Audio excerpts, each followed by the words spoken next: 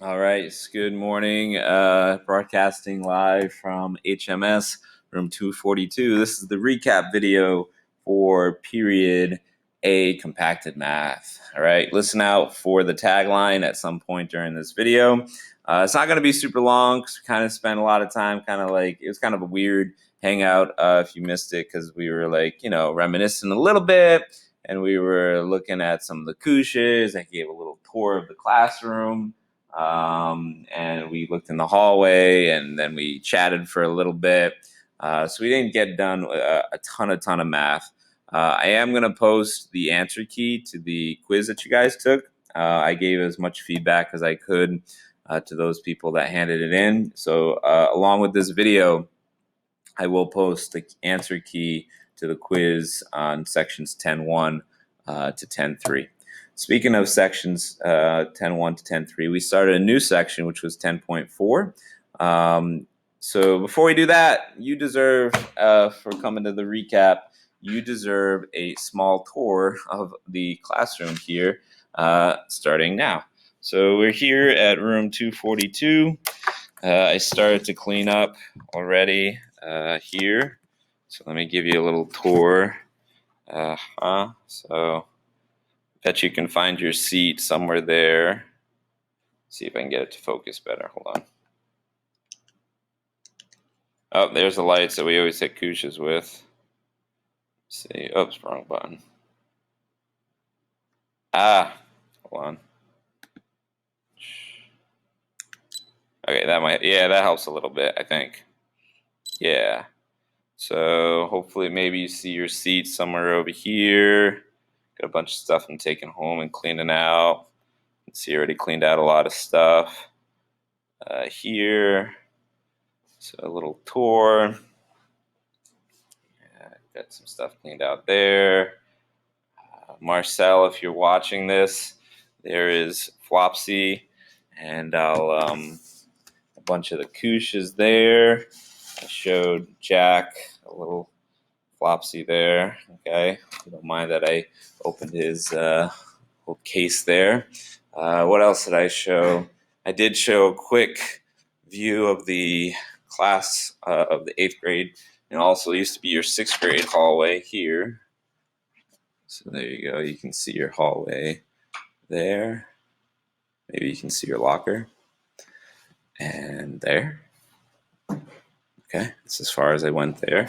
Then from there, it looks so dry, so much empty already. I can't believe all this. Then the rest of the hangout, we did a very little bit of math. And did a cool example that you're going to be able to do with me soon. So give me a second to reset this up here.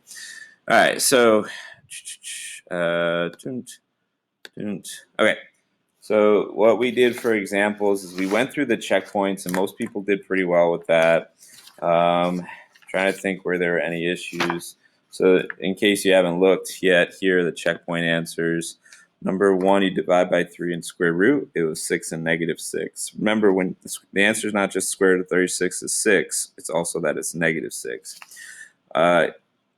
Solve this one. Square root of 0 is just 0, so I had one solution. And then this one was a fraction.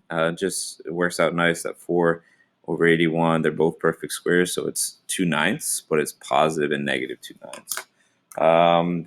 The issues, I'm trying to think what we talked about here. Most people, 4 and 5 were just a little different because they weren't perfect squares at the end. Sorry, that's not for you guys here. So it just was like, at the end you got square root of 8. So that, you do in your calculator is 2.8 or -2.8. This one you subtract 1, divide by 6. Square root of 3 is positive and negative 1.7. One thing I did notice here that we kind of looked at for 6 and 7 that not everybody saw on the checkpoints was this part. So after you square root both sides, you get square root of m-4 squared is just m-4. And then, so now you still have an equation here to deal with. Square root of 4 is 2 and -2. So that kind of breaks it up into two equations, if you will. I don't know where I put my work for that one. I did have that written out somewhere. Let me find it. I can't. Oh, there it is. Yeah. So it breaks it up. This is what we talked about. It breaks up into m minus 4 equals 2 and m minus 4 equals negative 2. So you get two different, not just like 6 and negative 6. You actually get m equals 6 and m equals 2.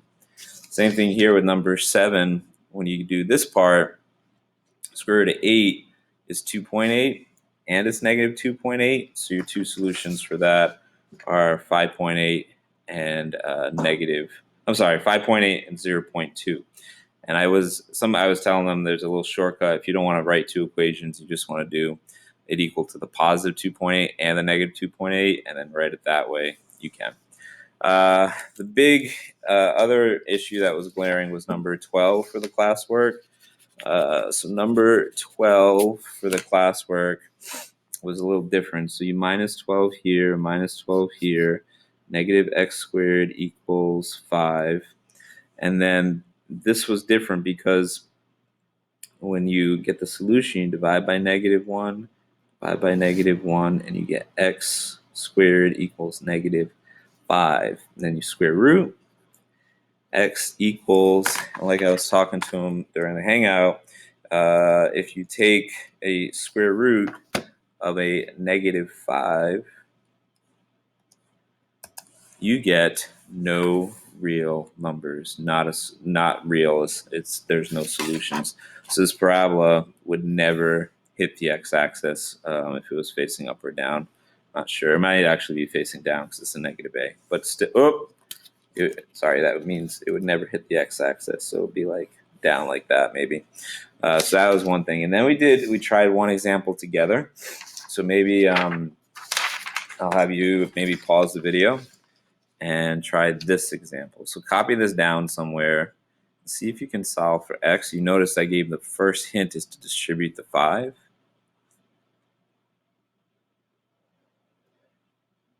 Okay, so if you did that, you got that. I'll give you, and now you can, if you haven't already come up with the answer, I'll give you the final answer. Did you get 1.4 and negative 1.4? Here's what happened there. So I got, what I did after I distributed is I minus 11x squared on both sides.